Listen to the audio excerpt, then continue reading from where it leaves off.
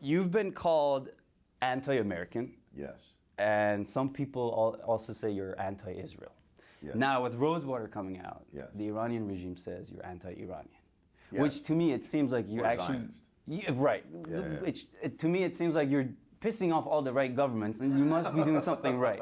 So, what Yeah. are you exactly? I hope that I'm a comedian and a writer that is just trying to have some sort of moral barometer in the work to expose what we think are absurdities or ridiculousness, and so, in the Venn diagram, when they're calling you all those names, it only adds to that feeling of absurdity. So in some ways, it just sort of amplifies the work you're doing and what you think you're doing. Absurdity. So, in a story like about Iran, how do you find the truth? I mean, who decides what the truth is, and how do you find it? Well, I don't. I mean, the other thing is I have to kind of own my inauthenticity. I'm not Iranian. So no matter what I do, for someone who lives there, this will be a simplistic and reductive version of their life. But hopefully, from a Western performer, for a Western audience, it's a more nuanced look into a country that we've called evil. And, if the dialogue between our two countries is, you're the axis of evil, well, you're the great Satan, that's a pretty reductive conversation. So anything I do, hopefully, will be a slightly more complex and nuanced version of that conversation.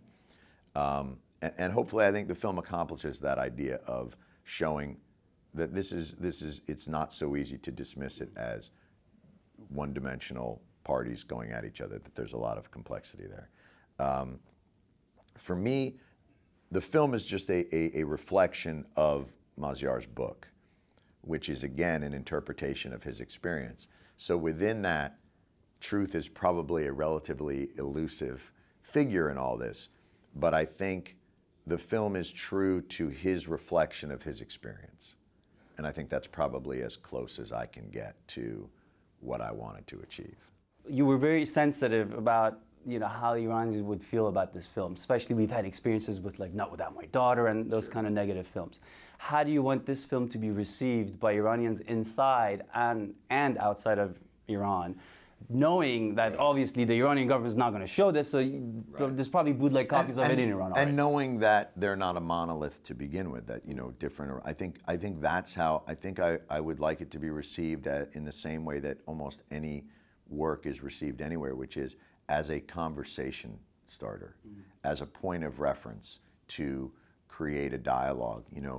And there are moments within the film that I hope a Western audience might look at the character of Davood and say, wow, I didn't realize, like, there's a guy I could see myself hanging out with. It's a much more comfortable, picture of an Iranian than I'm ever familiar with. But then maybe a more devout,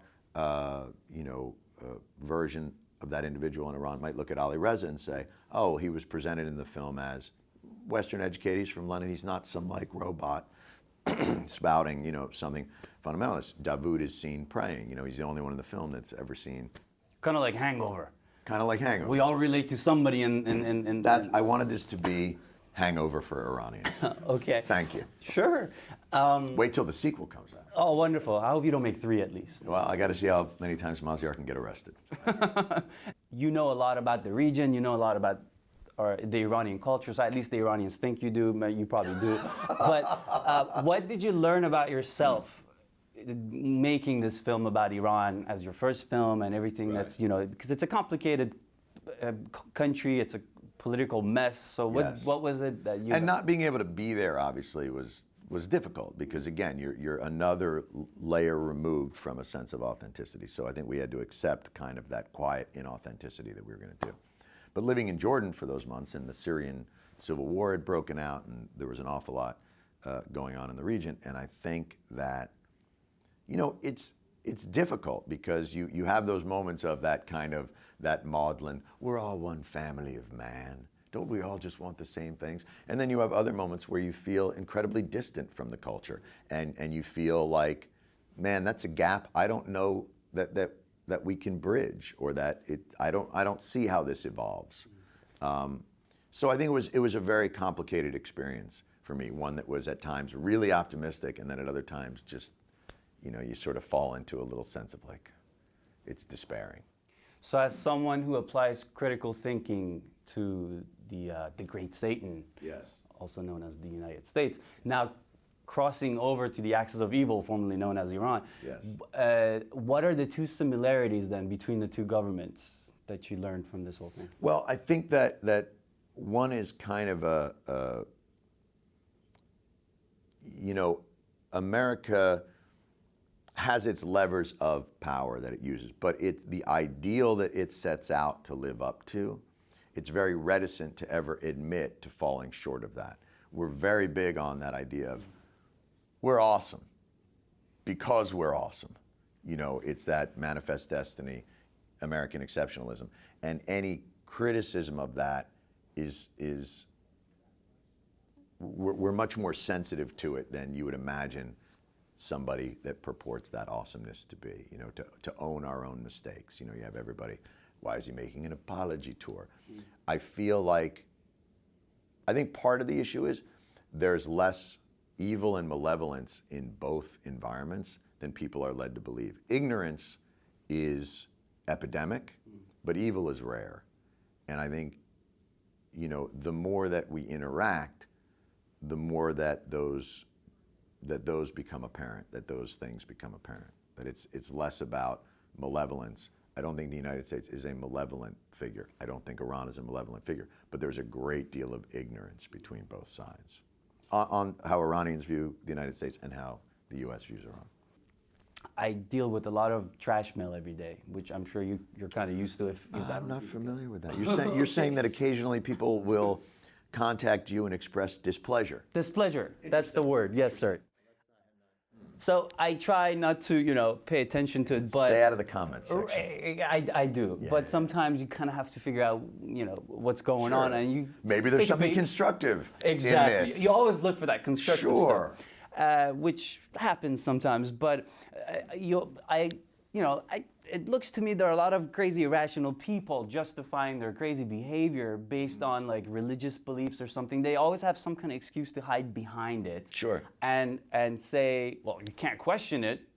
It's definitely not irrational because if you read my book, It's dogma, sideways. sure. Exactly. It's infallible truth. So, and it's the same case with ISIS right now and the same guy who was torturing Mazir. How do you deal with these people?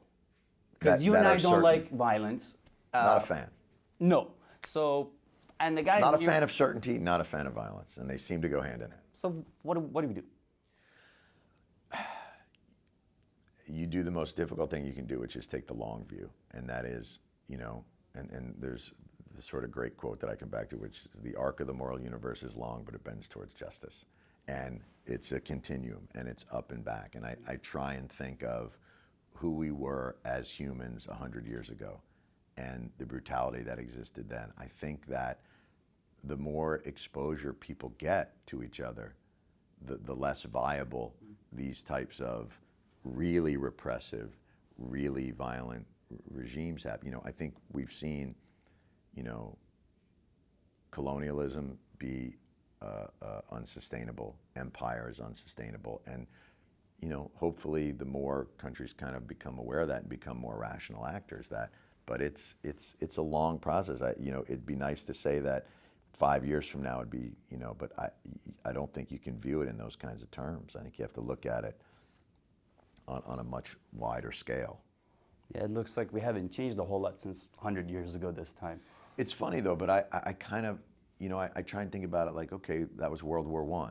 And in World War I, we were digging trenches and dropping mustard gas on each other. Now, we're still doing it, but it's an aberration now, and people do really try and control that through public opinion, through various things. That doesn't mean, I think we also have to lower our expectations to some extent. I totally as to agree. what, lower your expectations. The world will never be a Coke commercial where we're all holding hands and, because at a certain point in that line, someone's gonna be like, I didn't get a Coke. Right. Oh, you didn't? Yeah, and that guy got 2. So I think we're gonna have to fight.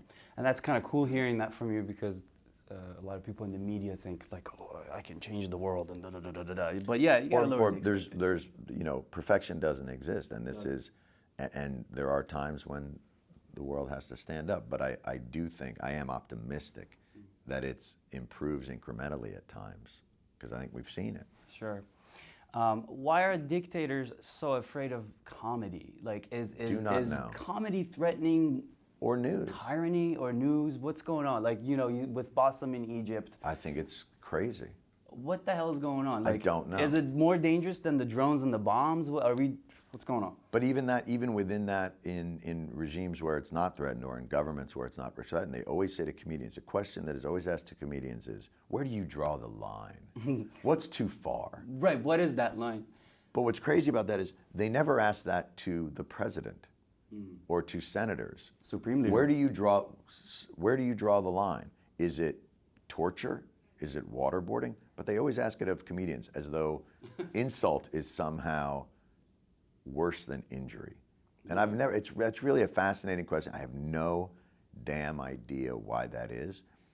And it's such a projection of weakness when regimes feel threatened by, hopefully one of the themes of the movies is that the apparatus that these governments build to suppress information is so far more damaging to their survival than any piece of information could ever be.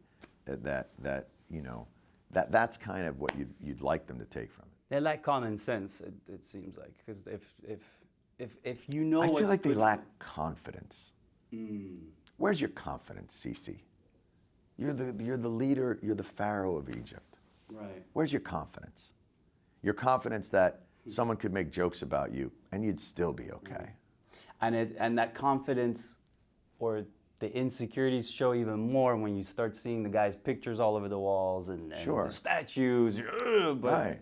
You're okay. Yeah, right. You know what you look like. You just need a mirror. You don't need to see it every 500 feet. Right, right. The character in the movie and in the book, Rosewater. To me, what was funny was, and I totally expected it to be in the film, because when I was reading it, I'm like, this is funny. If I would make a film, I would definitely put this in there, and you did. What was his obsession with New Jersey while he's torturing Maziar? Now, Jersey's you a grew paradise. up here. So, yeah, I was going to say, he's definitely going to watch this thing. It's paradise. It's paradise. New Jersey's everybody knows that. Why would Bruce Springsteen live in a place that wasn't paradise? Bon Jovi? Why would they live in a place that wasn't paradise? It's better than New York? It's a paradise. Okay, so we're in the Thanks, wrong God. city. Well, New York's actually a pretty good city, too. It's pretty good. But But New Jersey- the tri-state area is a paradise. Okay. He just wasn't aware of the Connecticut, New York, New Jersey connection. Would you, if you hung out with him, With Rosewater where would you take him? in New Jersey? Yeah. I'd take him to a massage parlor. Can I come? I would absolutely do that. Yeah, you can come with us. It'd be awesome. Side of a highway, massage parlor, and we'd probably go to like some dive bar. Sweet. I think part of it is he probably, because the diplomatic mission is located, here and people in New Jersey. I think that's why New Jersey. I think people, if you work in the security apparatus in Iran, you probably would know somebody who's been there, Sure. or lived there. So I think that's where part of that obsession comes in. Like, Could have been worse. Could have been any other 50 state far worse. exactly. So Could have New been Jersey's North actually Dakota, pretty good. Wyoming. He's got good But he taste. really, the guy, as Mazar describes it, the guy really felt like New Jersey was this paradise on earth where everybody had sex all the time and there were no Jews, and it's this whole thing. And you There are just Jews want to in New explain it. Jersey? It's almost the opposite of what this guy thinks it is. It's all Jews and nobody has sex. It's really, No sex at all. Yeah. Besides making films about people that you accidentally put in jail, what other inspirations or what kind of other films would you like to make in the future? That's a tough one. I never view things as separate entities. I see it all as sort of a continuum of working. So I always just like to work, whether it be through, kind of stand up or doing the show or maybe a film or, just a variety of ways to express ideas that you haven't done before or a little challenging or that sort of thing. The one thing I can promise you I won't do is cut an album. I think that. Cut an album? I will not cut an album. Okay. That's probably where I would. Why is that? Because I am. You can't sing? There you go. Okay. And All right. That music makes two of us. it's all art and music is magic to me. Like I wish I could do that. If I could do that, I would not do this. I got If you. I could play guitar and sing, Yeah, I've been following you gone. since your MTV days. That's one No thing guitar. you definitely have not done. no. Huh. Because I cannot. You cannot. Yes. Now, I've been working in the media, or I think I have been since the Yes. mid-90s. Yes, yes. And I've seen a lot of dickheads in this field, okay? It's like, it's almost like, how do you, and you've been in this thing for a very long time, how do you keep that real? How is it that you never let it go, any of this distraction into your head? And you're generally a very cool person. Like a lot of times when I'm doing something stupid, Yeah. this sounds really stupid, you think I'm crazy, but I'm like, what would Jon do? And I think, He would continue I correct with the stupid myself. thing. Oh, is that true? I think that some of it may be because it's all, I feel very fortunate. Maybe that's part of it. I feel like I never take the opportunity for granted. The idea that like I get to express myself in ways that I never sort of dreamed that I would be able to do. So I feel that the burden of that good fortune. And I also feel like I've worked a lot of shit jobs and I've struggled a lot. And so I think you never lose, that person is always with you to let you know that you're not so great. You know, I've been fired enough to know that that person is still in me and that I have to work harder and get better and those things. And so that's helpful. And it also helps to remind you of like, you know, people always say like, well, are you an activist? And I say, well, no, I'm not really an activist. But if there's some measure of activism in me, it's the quiet activism of living pleasantly. That sense of when you go to a restaurant, like the person who's waiting tables, like don't be a dick to them. Oh. And so that mentality I feel like I try to infuse in my life and my work if I can.